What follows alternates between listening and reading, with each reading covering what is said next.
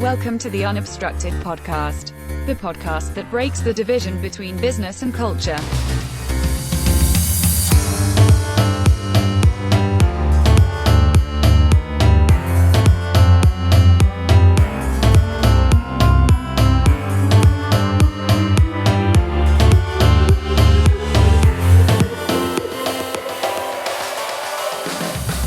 And now, your hosts, Colin, Finkle and Edward Cervantes. Okay, let's talk about electric cars. What are you thinking? So yeah, I want to have the conversation of electric cars, mostly around obviously the revolutionary stuff that's happening on the forefront of it, all the work that Tesla's doing, and this whole push for electric cars. But in the flux of all that, also the political and business restraints that are happening around it, because as we know, the technology isn't new. But for some reason, it's not taking off like it should over the last couple of years. And really, when you boil it down, you do the math and you look at the pros and cons. There's way more pros than cons, and I think a lot of people should be jumping on it now before they wait any longer. Yeah, just like esports, we were talking about last week. It's sort of, I guess, the thing that we right in our wheelhouse of what we want to talk about with the Unobstructed podcast. It's really at an inflection point where you get the feeling that it's going to flip, and we're going to see less and less internal combustion engines cars, and we're going to see more electric engine cars. For sure. Yeah, but there's a lot of stuff that needs to go to change. Unlike esports, where it's like sort of there's no obstacles, no barriers that you can see in front of them. There's a lot of regulatory and government and business and infrastructure stuff that needs to change for electric cars to be fully adopted. Yeah. No, I think it's true. Yeah. So I should say that my bias is I have a plug-in electric hybrid. I do about 90% of my driving on full electric mode. So I'm sort of already bought in. So if anybody wants the unbiased truth, then don't look here. Yeah, well, if you want the truth, but you also want hypocrisy, then I'm your guy, because I'm driving a V6 pickup truck. So it's not like a 4-cylinder sedan. I'm driving probably the worst thing that should be on the road right now. But honestly, the biggest thing for me. And I had this discussion with a good friend of mine who's like a huge Tesla fanatic. And so let's start with the basics. I don't think that there's enough supply to meet the demand that these companies like Nissan with the Leaf, Tesla with all their models, they just don't offer enough financial flexibility or financing flexibility for customers, because you're shopping for a car, hypothetically. You can walk into any dealership right now, and walk out with one with zero down payment, whatever interest you get, yada, yada, yada. And you can walk out with a car today. You can go right now and walk out. The Tesla, it's not the case. Yeah. It's not the case. You're going to have to go on a wait list. Chances are, depending on where you're buying, you're going to look for some sort of government incentives, which I don't even know if our government has that anymore since like before we got in office. Yeah. Entire government. Yeah. And really, like, there's not a lot of financial flexibility when it comes to, okay, well, let me just put a little bit down payment and finance it over 72, 84, 96 months, whatever the hell the term is. Yeah. That's not the case with Teslas. But then you argue, well, the total cost of ownership is going to be relatively the same. Right? So it's like, I wish they had that more flexibility, because I'd hop on it in a heartbeat. Yeah. I know it's a little worrisome, and I guess this is the way all industries go, but the people that have the access to financing and the money to put down on these cars will see the benefit first. And it's kind of crummy, because like if anybody needs a reduction in their gas bills, their car maintenance bills, and we should say, like, so electric cars, if you're comparing, so a good full size sedan is going to get about 32 miles per gallon, whereas if you compare that with an electric car and the dollar to dollar, it works out to about 90 to over 110 miles per gallon. So you're getting 3 times more bang for your buck as far as cost to get around.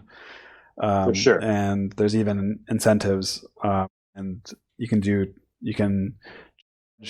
off peak hours too to get even better than that. And then there's far less maintenance to electric vehicles too. They don't require oil whatsoever. And if you use the regenerative braking, then they don't require as much service to the brakes because the engine is slowing down the car. The brakes are. Actually, I have a funny story on that. With my plug-in electric hybrid, I took it to the dealership, and he's like, "Are you really good at using the regenerative braking?" And I'm like, "Well, I try to do it as much as I can. Like, there's a little gauge in my car, and you can see if you press the brake lightly, you can see the gauge of how much voltage is going back into the battery." And then you can kind of tell when you're into the real brakes because that meter doesn't go up anymore, but you're dropping a little more. So I try to play with that gauge, and I try to go right to the edge of it. So I'm at the Hyundai dealership. I have a Hyundai Ioniq, and he's like, "Yeah, you must be really good because your rear brakes are getting so little use that they're actually starting to rust." But not the case with your front brakes. Yeah. So he's like, "We got to take them out and service them." And it's like, oh my god. So I got like a $300 bill for not using something. For sanding them down, probably, right, to get all the rust off. He's saying one day a week, toss it into sport mode and drive it around, and that'll solve that problem. But okay, but even then, $300 is pretty cheap when you consider what the average dealership, not aftermarket like dealers, but a dealership charges you for even just a simple brake tune-up. Yeah. So we're talking about the financing. The an issue that I hadn't considered until we did the reading that we were doing for this week is that it's a hard car to have lease Teslas in particular, but all the electric cars are hard cars to lease because they don't know what the residual value of these things are. Because if you buy a Toyota Corolla, which was my car before this one, like they basically knew down to the $100 how much it would be worth after 4 years. But of course, but by the time a Tesla has done its 4 years, the battery may or may not be. It's like your phone. The battery cells degrade, so you may or not be getting the performance you are. And then in time, there's probably Teslas and Leafs and Ioniqs that have twice the mileage that the one previous had, and so the people that there isn't a huge used market for electric vehicles because people really want to be on the cutting edge. They don't want the 4-year-old electric vehicle. They want the brand new electric vehicle, much like phones, actually, much like smartphones. Exactly. Yeah. No, and that's exactly my point. I mean, if they offered that sort of financial flexibility, it'd be very hard to argue that a lot of people wouldn't be on it. Like that's exactly the case in point. Like leasing, any car you buy, you negotiate your buyout from the beginning before you buy the car. You get your terms and your kilometer conditions in order, and after 3 years you put $60K. It's a 3-year-old model, whatever. The dealership's going to know that they can exactly what they'll be able to get it for roughly in that used market afterwards, or at least repurpose it if they need to get it CPO'd and so on. It's not the case for electric cars, and it's true.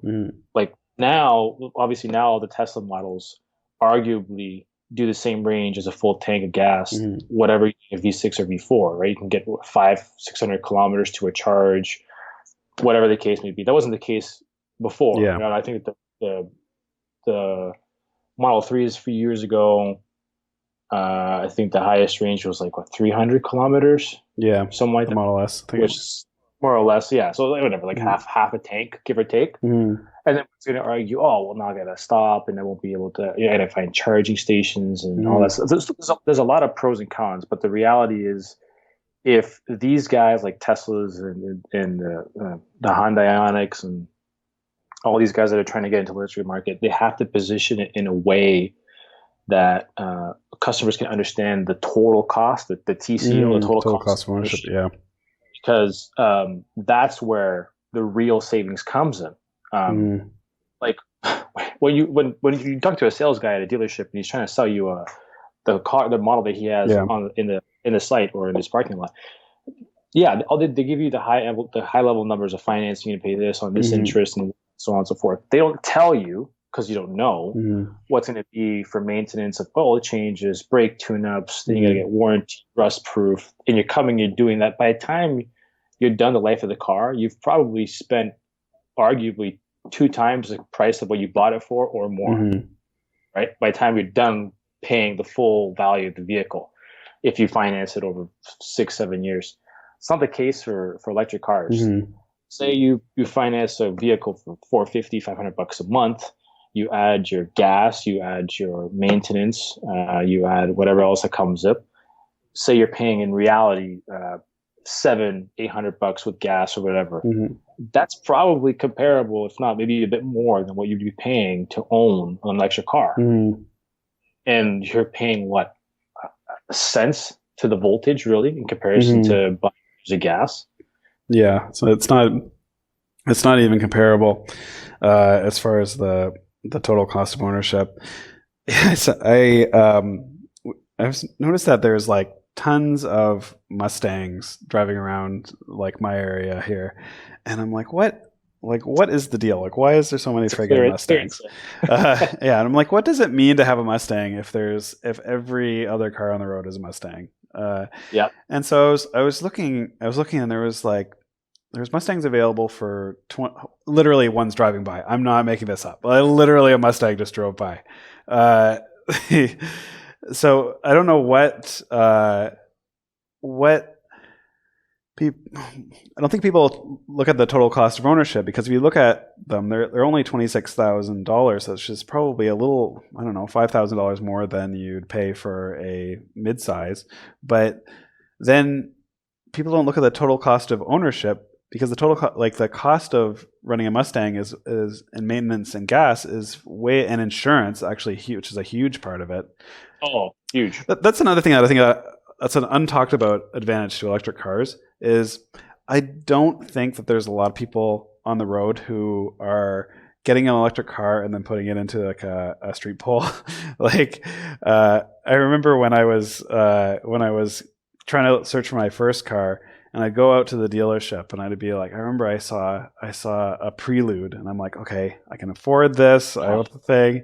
Go back, go on the Toronto Dominion insurance calculator, and I'd be like $1,800 a month. Like, why? It's like, well, you're a young guy, and statistically, young guys put Preludes into telephone poles, so we're gonna jack your price.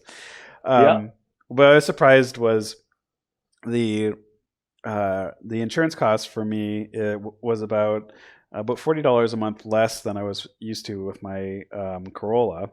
And a Corolla is pretty good already, I think, statistically being on insurance, right?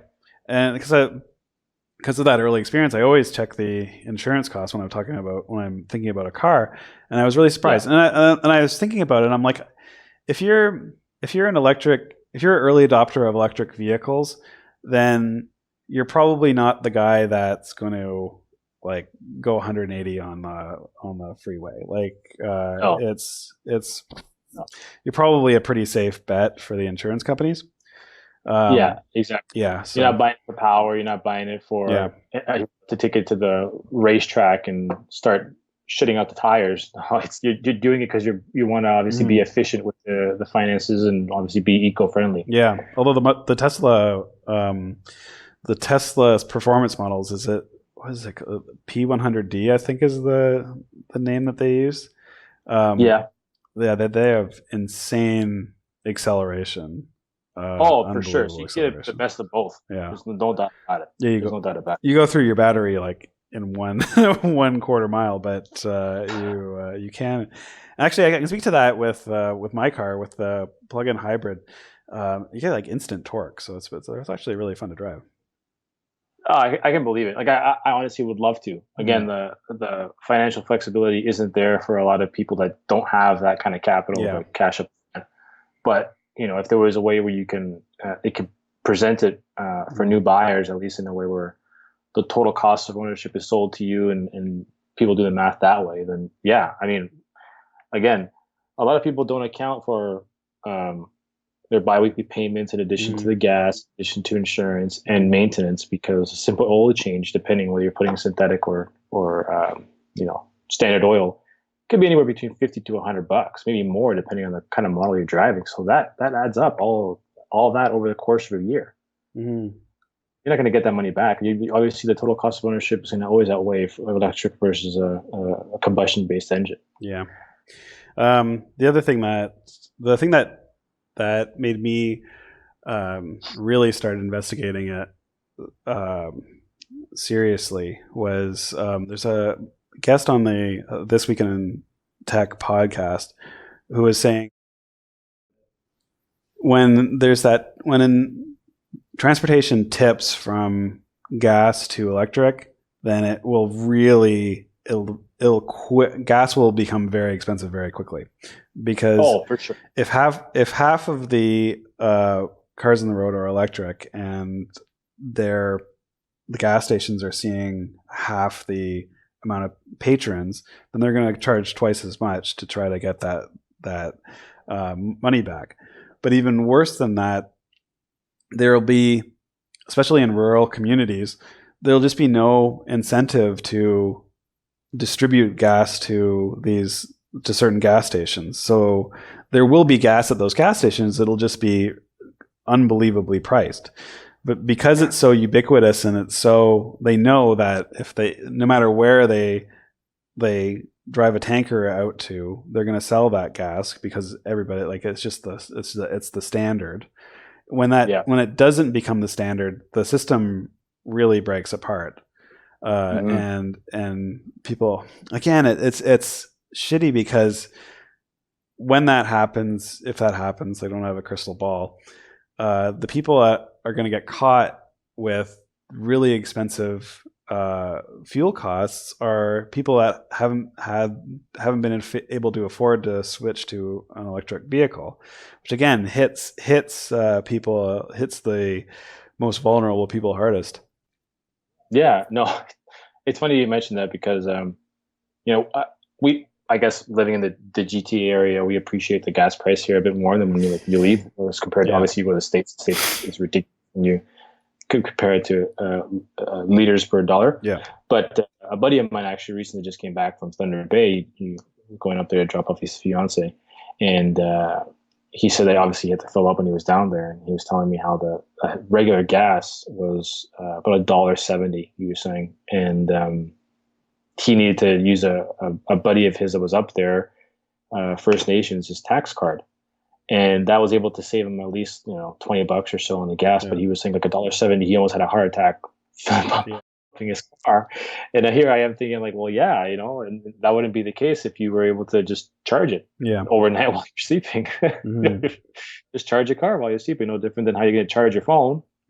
At some point it's going to die. You're going to have to charge it. And how often do you really let your phone die? I rarely ever let my phone die.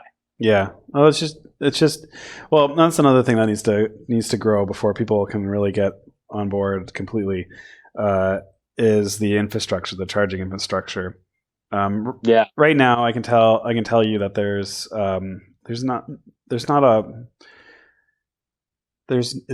it's far from ubiquitous. Like, you get to know your spots. There's an app called PlugShare, which is a really good user-generated map of chargers. Awesome. And there's also ones on PlugShare where it's literally just people have found plugs on the outside of buildings that people could use. And I was like flipping through that, and I'm like, oh, okay, there's a plug not too far. It's like, yeah, if you park in the playground of a school, there's a plug beside it. And I'm like, I'm not gonna do that. Like, that's ridiculous. Charge my not to mention that if you charge on a regular 120 volt outlet, it takes forever. I think it takes over 10 hours, even on for 50 kilometers on my car. Like it kind of like it's you really need a 220 volt, like the outlets that you use to run dryers or ovens or that sort of thing to get the full effect. But there will be, so what I do with my cell phone is like I come on my desk, I plug it in, and it sits below my monitor plugged in. And then when I go to sleep, I plug it in and it's on my nightstand beside. And it'll be nice when we get to a point with the infrastructure where cars can be the same way, where it's like if you're going to Costco, you just plug in there. If you're like your buddy that was traveling, like when you can do road trips on these cars, particularly with the Teslas that have the fast charging, but you have to plan them out. You have to be like, okay, this motel has a charger. This this breakfast spot has a charger. This thing, like, and then you can see YouTube videos of people making those journeys. But when that's ubiquitous and you can go places without thinking about it, that's gonna be totally different. And I think that'll be the point at which a lot of people, I guess the financing is like, you make a good point that needs to come too. But I think what people call range anxiety, where people don't like to think of the idea that they're going to be driving up to Thunder Bay or something like that and be dead on the side of the road with a dead battery. Like that's a no-go for people. Even it's a big advantage to internal combustion engines is that filling them up with gas takes, I don't know, 2 minutes. Even in your truck, I'm sure. Like if I think less than actually time it, but I'm normally probably out of the gas station within like a minute and a half, maybe. To fill up my car takes 2.5 hours from no charge. Well, actually, it always has a little bit of charge. It's from its baseline charge, to full charge, and the Teslas. And the Leafs and stuff can take 7-8 hours, which again, if you're charging overnight, no problem. Like you're sleeping during that time anyway. Exactly. But it's far from pulling over to a gas station and just spending 2 minutes pumping some gas. Yeah, the accessibility isn't there, but I mean that goes directly in line with one of the articles we were reading prior to today from Bloomberg. Like they're forecasting, I think it was like by 2040, 60% or something like that, but passenger vehicles should be electric. But one of the things that they state in their forecast is that the biggest challenge is the entire charging infrastructure, not even just the accessibility for drivers, but also even from the manufacturing of it, because they can't really increase the volume, so the mass production of these is still too high at a per unit cost. Yeah. So one could be, okay, I'll buy an electric car and I'll just buy a spare battery. But even then, that's a little costly as an option. You're like, okay, well then I'll just, to your point, plan it out, and halfway to my trip, I'll stay somewhere where I can get a charge and wait it out. But yeah, that's that whole convenience thing, and it's true. But I would argue, like, the side emergencies in your basic commute to work, I can't really think of an instance where you desperately need to get somewhere and be on time. I mean, obviously, if you're planning a social gathering with friends, ideally you're going to plan your charge out no different than not leaving your house with your phone on 20% or 50% if you're not going to have charging ability. But it's the same mentality. You're going to kind of plan it before you go out in the morning before you go to work. You're going to make sure your car is charged, no different than making sure your phone's charged. Have that ability to at least charge it when you get somewhere. Oh, I have 45 kilometers left of my battery. It takes me 20 k to get to work. I'll charge when I get to work. Yeah. Like, I mean, I don't know. I'm probably the exception to the rule. My fiance is not, but I never leave anywhere with my truck on less than a quarter tank. Yeah, my fiance is like the same. Yeah, I don't like. She's willing to leave it on E until literally fumes are coming out of the engine. You're running on hopes and dreams. That's not me. That's not me. Like, if I see it going a quarter and I know that I got to do a lot of driving this upcoming weekend, or I'm going away, or I got, run some errands, whatever. I'll fill up if I see the price there, and I'll fill it up and keep it full. And I'll know that tank will last me a week or two, whatever, depending on who's driving. But like that, how is that treated any differently than if you were to own an electric vehicle? I feel like people would plan it the same way. The charge would be a little different. Sure, some things will come up where you do more driving than unexpected. And that's kind of where I guess the charging infrastructure will come into place to really influence people to go in that direction. But I feel that a majority of people, and I could be the exception to the rule, I'm not too sure, but I feel like a lot of people plan the way they kind of go out their week. Some people fill up gas. They wait till they get paid to fill up their gas. Yeah. That's how some people work, right? I'll get paid next Thursday, so I'll keep my tank until then. Yeah, I need gas. You know what I mean? Yeah. You charge overnight. I think that they'll get to a point where you could pretty much drive all day as long as you're charged all night. They'll get to a point where you don't even have to think about it. The cars themselves too don't let you forget that you're running low as well. The other thing that's nice about the electric charge is that it loves stop and go traffic. Actually, it's exactly the opposite of a internal combustion engine where the highway just zaps my battery, but the stop and go traffic it's fine with. Like it's as long as you're using that regenerative braking, it doesn't care as much. Yeah. So I know people who like your fiance run that last quarter tank down to E, and then they get stuck in traffic and they're like, oh my god, like they're sweating bullets because they're like, okay, I don't know if I'm gonna get to the next thing. Thankfully, the electric cars is like, oh, traffic slowed down, no problem. It's still the same range. And there's actually one interesting thing too is that there's inductive charging coming soon. But I'm actually inductive being you can park on a platform and then the pad will induce a charge in a coil, and then that charges your car. They have the same thing. That's awesome. They have the same thing for the latest iPhones and Android phones too. Yeah. But there's a big difference. I'm actually not in favor of the inductive charging. Why not? Well, apparently it cuts the efficiency down in half. Like the amount of energy you need to put in to get a full charge is going to be through induction is going to be twice as much as if you were physically plugged into metal to metal contact for plugging the car in. And so it's sort of go ahead. Okay.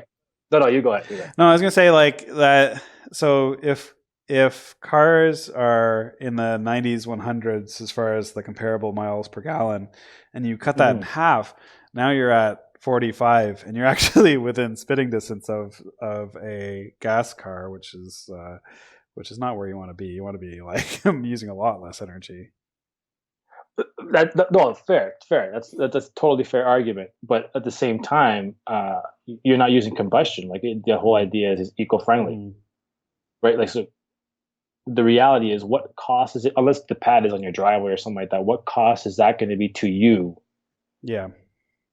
I mean, if the pad, like think about it, you go to Costco and you can leave your park there. You're going to do shopping for 2 hours. You pick a pad that has that. Whether that 2 hours is going to come at a cost to your pocket, probably not. Come at a cost for Costco, sure, whatever the case is. But it's still a lot better than what you're paying for the liter per gallon if you go to a gas station. Yeah, no, you're way better.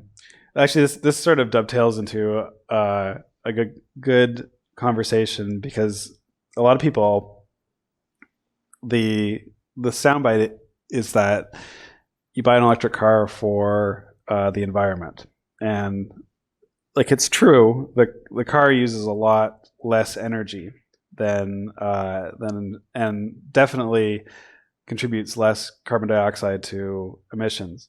But if your electric car is drawing from a municipal grid or something that's getting its power from coal or gas burning power plants, while you're still better off because it's a little more efficient, you might still be contributing to climate change. But again, fast forward into the future, and there's more renewable, more solar, more energy. Yeah. And I'm a proponent of nuclear as well. And so a lot of people have told me this, because again, I'm trying to do make the environmental choices as well. Ontario still has coal fire power plants and stuff, and it's like, so are you just burning? If the electricity is made through burning stuff, are you not just burning stuff? And maybe it's a cop-out, but my answer to that is always, well, now it's time for the electric companies and the governments to up their game and go for more renewable sources. Like I'm doing my part in your it, part to encourage them. Yeah, no, I would agree with that 100%. I mean, sure, I'm not driving a hybrid or electric transit bus, but I'm taking my vehicle off the road. It's one less combustion-based engine on the road. I would argue that I'm also contributing. You get less people that are on the traffic, more people into combined transportation systems. Yeah, it's the same idea. I don't know. I think, sure, yeah, and that that whole argument was made for all these charging infrastructures that Tesla and all these companies are manufacturing, because like, oh, well, it's not really environmentally friendly because those guys are using combustion-based machinery to manufacture those batteries. It's like, the batteries themselves are challenging to produce and challenging to dispose of. Exactly. Yeah. So it's like, is it really environmentally friendly? Well, think about, I don't know, again, not at a unit singular level, but at the duration of the life of the battery or the life of the manufacturing of what that piece is. Yeah. Because I don't know what the math is, I'm not a scientist, but I'm pretty sure that my carbon footprint is going to be significantly higher at the end of the life of my vehicle than it would be if I owned electric, including the manufacturing of that battery and the disposal of that battery. It will still be less than that of what I'm going to produce by having my pickup truck. I sound terrible saying this, but yes. We in university, I took a class on life cycle analysis, and we went through that exercise where you could with some like back of the napkin math, you could figure out whether any product has its environmental impact in the manufacturing of it, in the use of it, or in the disposal end of life of it. And with internal combustion engine cars, it's just overwhelmingly the use. Like, you don't even need to consider, like, if you're looking for the environmental impact of a car or truck, you don't even need to consider the manufacturing of it, because the energy and the waste that come from that part of it, the vehicle's life, isn't even comparable to the amount of energy it'll burn in gas in its life. There you go. So yeah, but I'd say like the most environmentally if people are buying an electric car, buying a Tesla, and they say, okay, my transportation cost is way less, so I'm going to go on more trips, I'm going to drive around more, I'm going to go more offsite meetings and stuff. That's not going to be better for the environment. No. It's funny, like, so you work from home. I bet that has a better environmental impact than my electric car, as far as keeping carbon footprint down. Oh, for sure. I don't even leave my house. I mean, there's no reason for me to leave my house, let alone I don't take transportation. So I'm obviously not contributing to a combustion-based transportation system. So yeah, I would argue the exact same thing for sure. Yeah. Something I also wanted to. What did you think of Norway selling more electric vehicles than, or how would you? Any other country in the world? that's 60% of the vehicles in Norway, I think, somewhere thereabouts, were electric cars. Yeah. And it's a little bit inflated because the Model 3 was released and all the pre-orders were filled all at once in Norway. So, but it was quite a headline that there was in 2018 there was more electric vehicles sold in Norway than internal combustion engines. And to add to that, I think Tesla even hired, if I remember the article correctly, they even hired like more than 300 something people in there to work to service the vehicles, and so like they're contributing to the economy in addition to the environment. Yeah. But yeah, no, honestly, and I think if you review the article in detail, there was a few individuals that commented like, well, first off, it has, the first and most benefit of buying an electrical vehicle there was the tax credit. The tax cars on the Norway was very beneficial for all the taxpayers, right? Like they saved themselves quite a bit at the beginning and at the end of the purchase. And if I remember correctly, and I could be wrong, I think there was even a portion where they were able to write off some of it at the end of when they do their tax assessments. Similarly to when we do our taxes, they get incentives for having an electric vehicle. So not only do they get an incentive for buying it, but they're encouraged year by year by year, and they keep getting these incentives by the government to continue doing so. And I feel like if our government were to do the same, mind you, Norway obviously in terms of land mass is significantly smaller than Canada. So that's one downfall. Yeah. But if Canada were able to replicate that same system, assuming that we can get the charging manufacturing issues in order, I honestly can't see anyone arguing against that, to be honest with you. I see everyone getting an electric car. Yeah. Right now in Canada, in Ontario specifically, most of the money that is needed, as far as my understanding, needed to maintain the roads, build highways, like fix potholes, all that stuff, comes from taxes on the gas. Like those stupid stickers on the pumps that show you the tax burden of that's on gas. So something like 40%. Or maybe more of the sticker prices is the cost of the tax.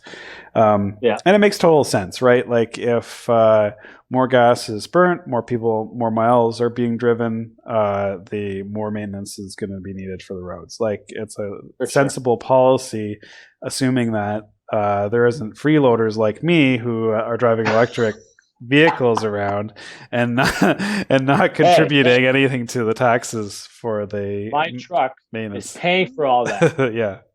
Get off my lawn. Pay your fair share. Yeah, there are people lobbying. The previous government in Ontario was very pro electric. Which is kind of ironic because our grid and our power generation is in like an emergency state. Like it is not doing well.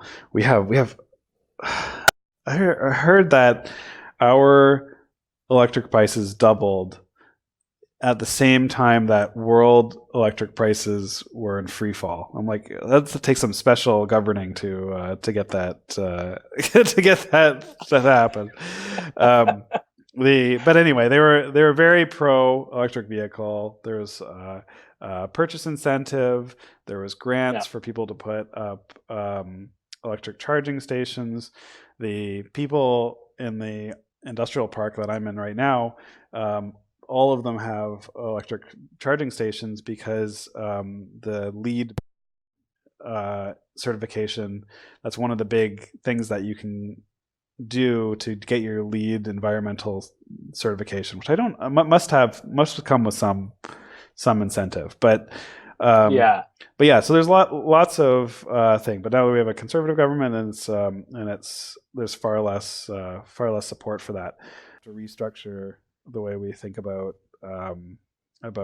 road taxes, like it's not sustainable for half people to be paying into the system and half the people to be not paying anything. So I understand, but it's hard to, like, when we were talking about total cost of ownership, you kind of want to know if you're going to be paying some sort of surcharge. But in Norway, it's exactly the opposite. They, like you said, they're getting. I think there's a large vehicle charge, I think it's a VAT charge, like a value added tax on internal combustion engines, and there's none of that for electric vehicles. And then you get a yearly incentive too, which again makes sense if your energy burden is less, then like maybe it makes sense to give some of that back. But anyway, that resulted in this influx of, I think it was mostly Teslas, and then Nissan Leafs and a few other vehicles. Yeah, it was mostly Teslas, I think, and it spiked. Was it 2018 or 2017 or something like that? The market share went from like 20 to 30% in a year, which is crazy for Tesla. But honestly, obviously, our nation has some challenges given its huge infrastructure costs. I'm pretty sure a simple road restructuring cost for us is probably what Norway spends in an entire year. Yeah, I'm talking about a lot of roads. to restructure probably a kilometer of the Gardner Express would probably be like what Norway spends in the entire year. So that's not an easy comparison. But if there is a way that they obviously change the mindset at the individual, make it more financial friendly, and then get past this little tail with it when it comes to the charging infrastructures, I see it taking off, and it's not going to be gradual. And we kind of know this. It's not going to be a gradual change. It's going to like probably the next 5-10 years, it's going to go from like 0 to 70 probably. Like I don't know what the ratio is now for every like 10 combustion cars, 1 electrical, but I guarantee you that ratio is going to be very, very even very, very quickly. I think I remember reading that last year it was electric vehicles were 1.2% of vehicles in North America sold, which is I don't know, 1 in 75 or so. That's not a lot. Which isn't a lot, yeah. But it was the previous year it was 0.4. So if you compare it to itself, the number is sort of has that takeoff trajectory. Yeah. Oh yeah. And so this is the other thing I wanted to talk about is I think there's a market for Teslas and there's a market for all other electric cars. And people treat them quite a bit differently. I think Tesla it's a status and a thing that if you want to be perceived as with the latest technology and environmentally friendly and all of that, then you get a Tesla. Whereas the Nissan Leafs, the Hyundai Ioniqs, the Mitsubishi has a plug-in SUV. All the other ones that I see regularly around the electric charging stations, but these things are at a different class. Like back when the iPad came out, you're going exactly the same line of thought I am. Okay. Yeah, back when the iPad came out, Samsung and HP and people built. They're like, okay, so clearly there's a market for $600 to $1,000 touchscreen computers, like what we now call tablets. And so they started making $600 to $1,000 touchscreen tablets. Yeah. And no one bought them. Like literally no one. Like HP had to sell off all of their stock and stop development of their operating system because there was no demand for it. But what they didn't consider is that the market wasn't for $600 touchscreen computers, it was for iPads. iPads were its own market. Like people weren't willing to pay nearly $1,000 for a touchscreen. They were willing to pay $1,000 for an iPad. And I think the same thing is happening with Teslas. Is you see the Model 3 in Canada. I think in the US its base is just under 30,000, and in Canada it's with the exchange rate and all the differences.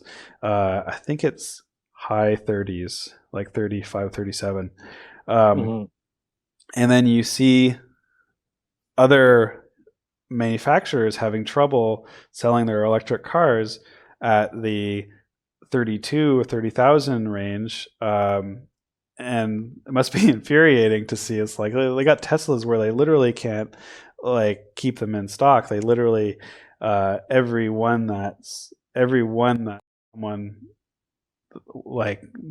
they build is already pre-sold, whereas where these other electric car manufacturers are having challenges.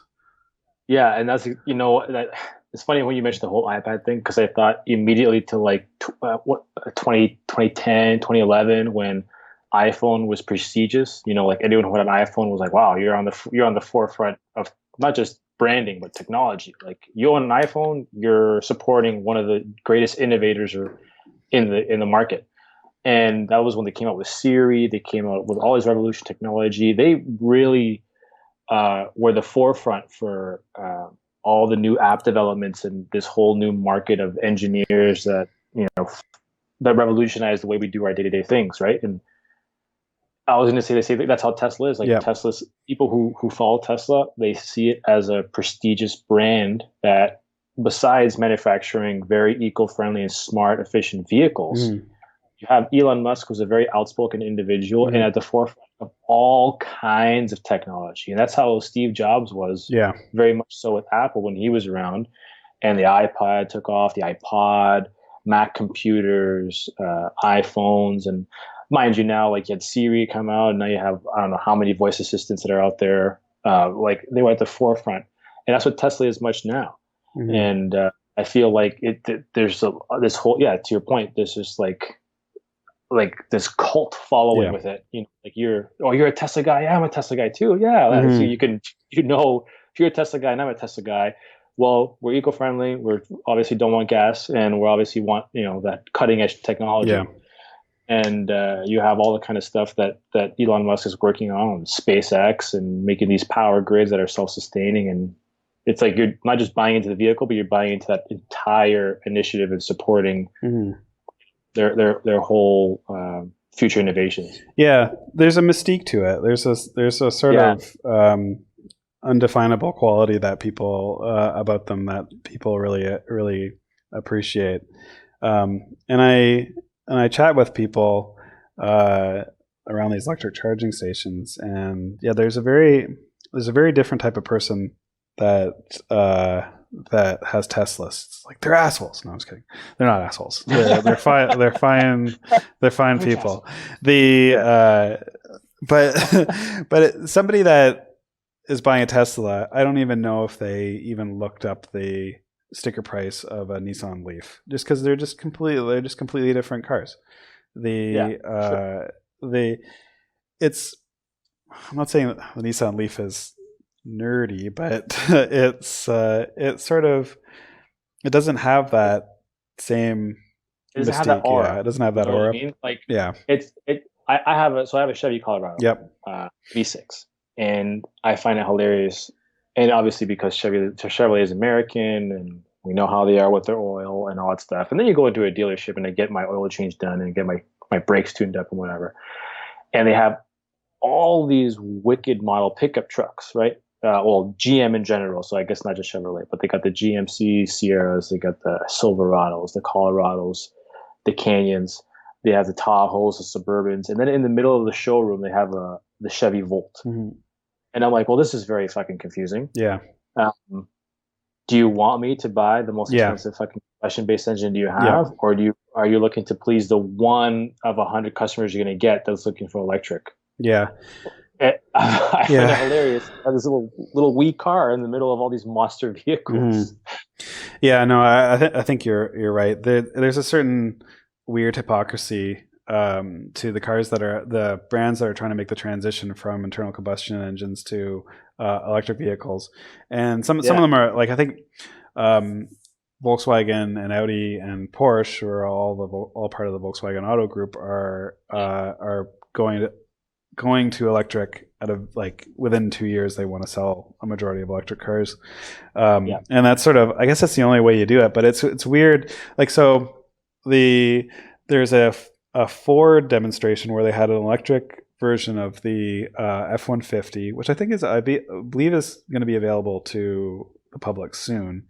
And they had a demonstration of it pulling a freight train, and it's like that's friggin' awesome. But it's weird to have a showroom full of like, okay, this diesel has this towing capacity, this V6 has this gas mileage, and then there is an electric option. It's like, okay, well, where's your priorities? Like, how can you have all of these options and like tell me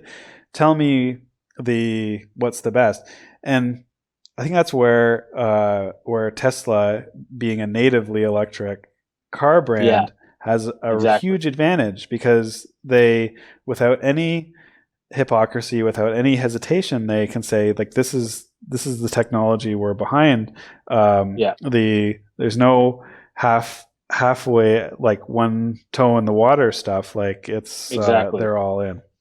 They're all and I get it. You know what I mean? Like, these big car manufacturing companies, especially the American ones or the North American ones, Dodge, Chrysler, Ford, GM, they have to make the change because that market's growing and it's inevitable. Like, if they don't hop on it now, they're going to get smoked in the water 10 years from now. Yeah. It's just, I feel like they have to kind of reapproach it from a branding standpoint a little bit better. Because I find it hilarious that, I'm telling you, man, you walk into a dealership, any one of their dealerships, and they're showing you their premium vehicles at the highest grade trim level, and then they have a random electric vehicle. Yep. And I'm there like, hey, what's the deal? So what kind of scenario? I'm like, okay, well, and then Tesla has all the options. They have SUVs, they have sedans, and you're gonna have mid-size SUVs soon. Soon they're gonna have pickup trucks, right? That are, there was one that was coming out. I can't remember. There was talks about a pickup truck starting around $65,000 that had the same towing capacity as a F-150. Yeah, that's a big effort. So it's interesting. Volvo is doing something interesting where all electric vehicles that come out of Volvo won't be branded Volvo; they'll be branded Polestar, which is an interesting way of doing it. Yes, that's a really good way to do it. Yeah. Okay. Well, there's obviously like tons we can talk about for this, and I'm sure we'll talk about it again. But it's definitely, hopefully, we sort of give a broad view of the market for people.